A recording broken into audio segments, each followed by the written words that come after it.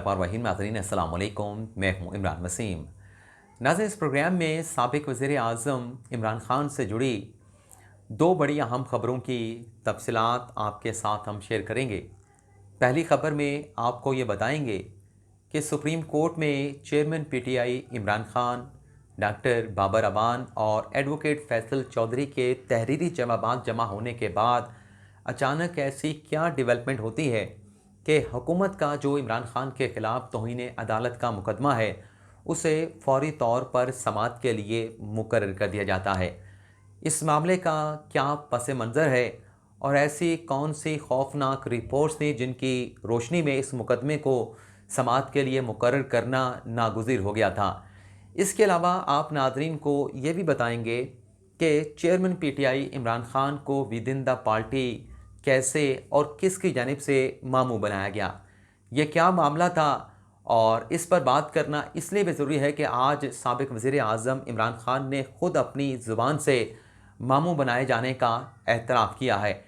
लेकिन नाज़रीन, इन दोनों ख़बरों की तफ़सीलात बताने से पहले हमारे आज के प्रोग्राम की जो दीगर अहम ख़बरें हैं उनकी तफ़सीलात सबसे पहले आप नाज़रीन के साथ शेयर करेंगे। एक तो नाज़रीन डेवलपमेंट ये हुई है कि जो वज़ीर आज़म शहबाज शरीफ की जानिब से सहाफ़ी अरशद शरीफ के कत्ल की तहकीकात के लिए हक़ाइक़ जानने के लिए जो जुडिशल कमीशन बनाने का ऐलान किया गया था, आज उस जुडिशल कमीशन की तश्कील के हवाले से एक बड़ी अहम डेवलपमेंट हुई है। वज़ारत दाखिला की जानिब से एक समरी तैयार करके वफाकी काबीना को भिजवाई गई है, जिसमें जुडिशल कमीशन के सरबराह के लिए जस्टिस रिटायर्ड शकूर पराचा का नाम प्रपोज़ किया गया है। और जस्टिस शकूर पराचा वो शख्सियत हैं जो इससे पहले मौजूदा हुकूमत के दौर में श्री मज़ारी साहबा को जब गिरफ़्तार किया गया था तो उनकी गिरफ़्तारी की तहकीकात के लिए भी शकूर पराचा को जो है वो जुडिशल कमीशन का सरबराह बनाया गया था और उनकी उस सरबराही के ऊपर पाकिस्तान तहरीक इंसाफ की जानिब से किसी किस्म का कोई एतराज़ जो है वो नहीं उठाया गया था।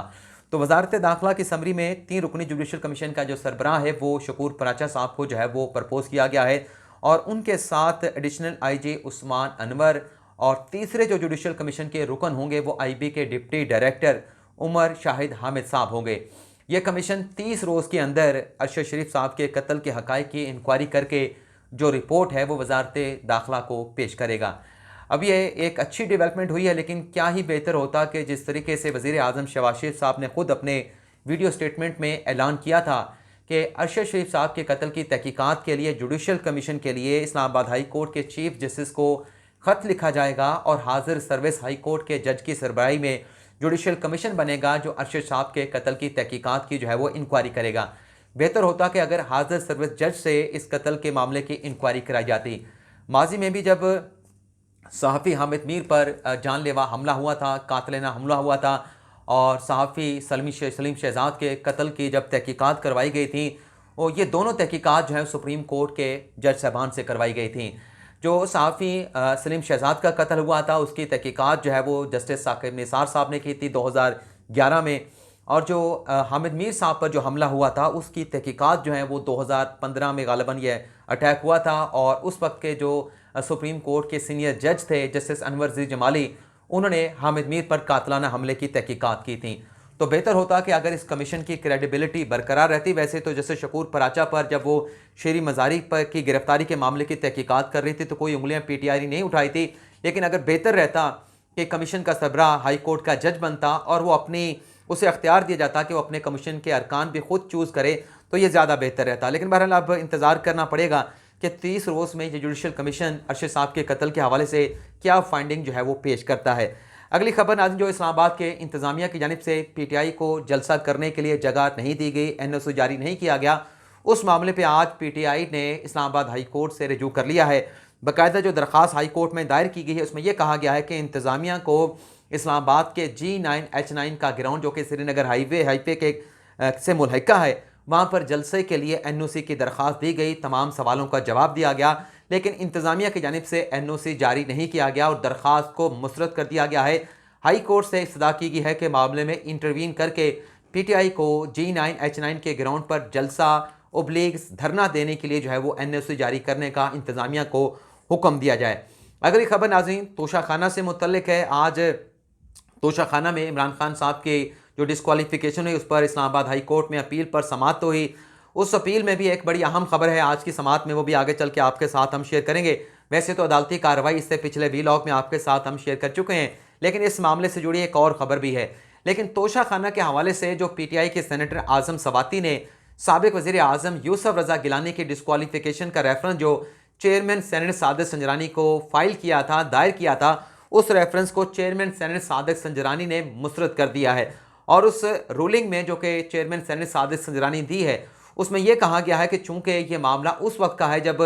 यूसुफ रज़ा गिलानी कौमी असम्बली के रुकन थे, उस वक्त के वज़ीर आज़म पाकिस्तान थे, तो उसके बाद तो ना वो वज़ीर आज़म पाकिस्तान रहे ना वो रुकन असम्बली रहे, इस वक्त वो सेनेटर हैं। तो लिहाजा आर्टिकल 63 की डिस्क्वालिफिकेशन का ये जो रेफरेंस है इस पर चेयरमैन सेनेट साजिद संदरानी के पास कार्रवाई का अख्तियार नहीं है, तो लिहाजा इस रेफरेंस को जो है वो मुस्तरद किया जाता है। इसके बाद नाज़रीन अगली जो खबर है, हमने आपको बताया था कि इमरान खान साहब ने जो तहरीरी जवाब सुप्रीम कोर्ट में जमा करवाया है उसके साथ फैसल चौधरी साहब ने अपना तहरीरी जवाब जमा करवा दिया है। लेकिन इस मामले में डॉक्टर बाबर अमान साहब का तहरीरी जवाब जो है वो सुप्रीम कोर्ट में जब हमने वीलॉग किया था तो वो जमा होना उस वक्त रहता था। तो डॉक्टर बाबर अमान साहब ने भी अपना तहरीरी जवाब सुप्रीम कोर्ट में जमा करवा दिया है। उसके मंदरजात जो है चीज़ा आपके साथ शेयर कर लेते हैं। नाज़रीन डॉक्टर बाबर अमान साहब का भी 2 सफ़ात का ये तहरीरी जवाब है जिसमें वो ये कहते हैं कि मैं तो मुकदमे में फरीक था नहीं, मुझे तो फैसल चौधरी ने फ़ोन करके अदालती कॉल का बताया, यानी अदालती नोटिस का बताया। मैं तो हाई कोर्ट में एक मुकदमे के सिलसिले में वहाँ पे गया हुआ था,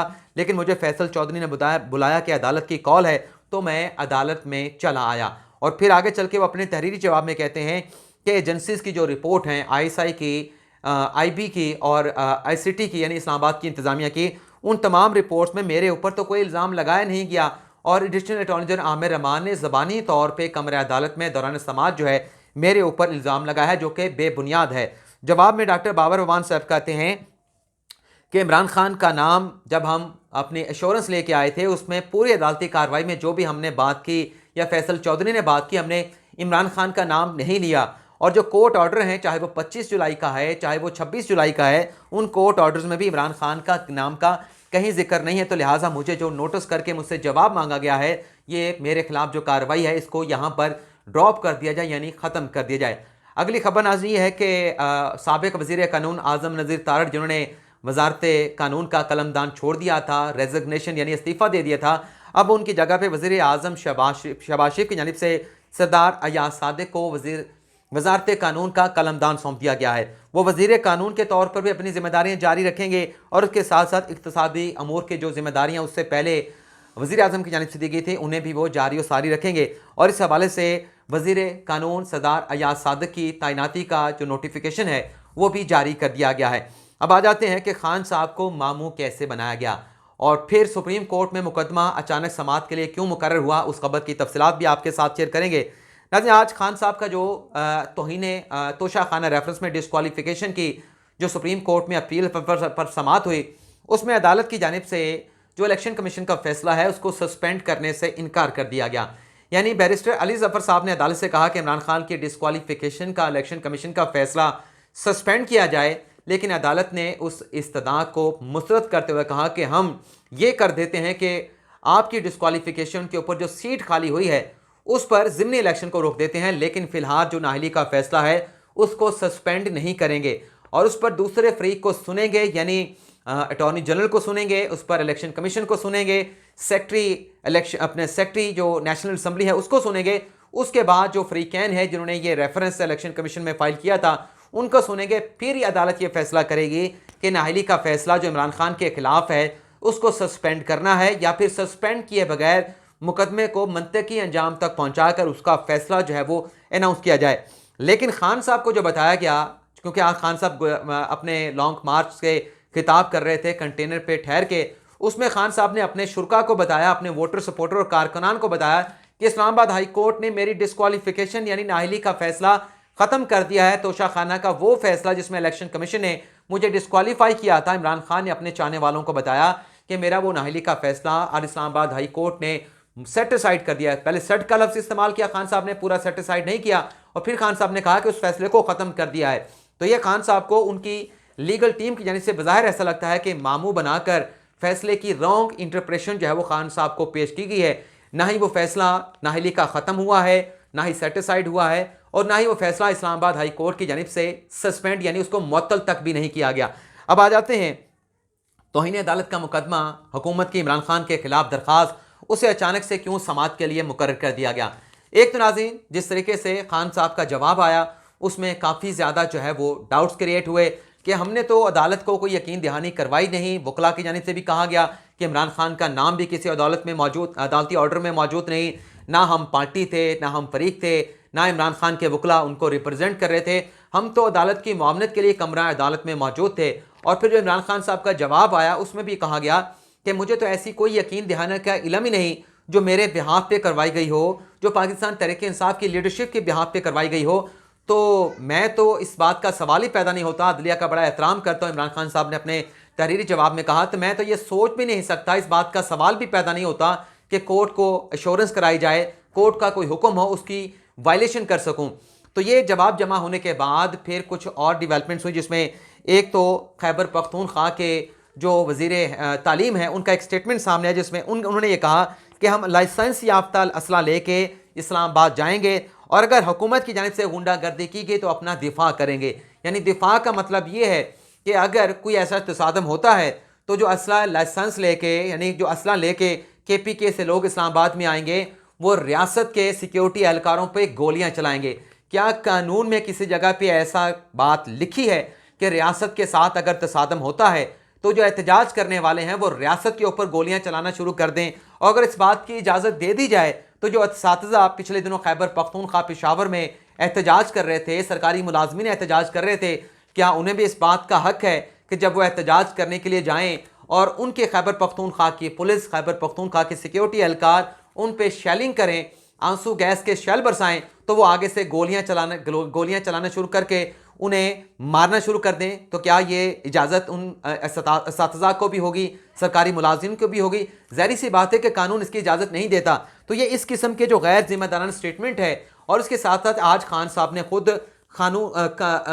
खूनी इनकलाब की बात की है। PTI के लोग तो बातें करते रहे, शेख रशीद साहब भी खूनी जो है वो इनकलाब की बात करते हैं। और फिर उन्होंने एक स्टेटमेंट में चंद दिनों पहले ये भी कहा था कि जब लॉन्ग मार्च इस्लामाबाद पहुंचेगा तो इस्लामाबाद की पहाड़ियों से लोग जो है वो निकल के इस्लामाबाद के अंदर दाखिल होंगे। यानी वो ऐसी चीज़ों की तरफ इशारा कर रहे हैं कि कोई अनहोनी हो सकती है, कोई तसादम हो सकता है, कोई खून खराबा हो सकता है अगर PTI के लॉन्ग मार्च को उनकी मनपसंद, उनकी ख्वाहिश के मुताबिक जगह पर जाने से रोका गया। तो ये वो स्टेटमेंट है, ये वो डेवलपमेंट्स है जिसकी रोशनी में अब ये मुकदमा जो है इमरान खान के खिलाफ जो वजारत दाखिला ने तौहीन अदालत की दरख्वास्त दी थी, इसे 2 नवंबर को यानी परसों समाअत के लिए मुकर्रर कर दिया गया है। और मुतलका जो फ्री कैन है उन्हें नोटिस भी जारी कर दिए गए हैं। चीफ जस्टिस उमरता बंदियाल की सरबराही में 5 रुकनी लाजर बेंच इस केस की 2 नवंबर को मुकदमे की समाअत करेगा। और 2 नवंबर की समाअत से पहले इस बात का भी इम्कान है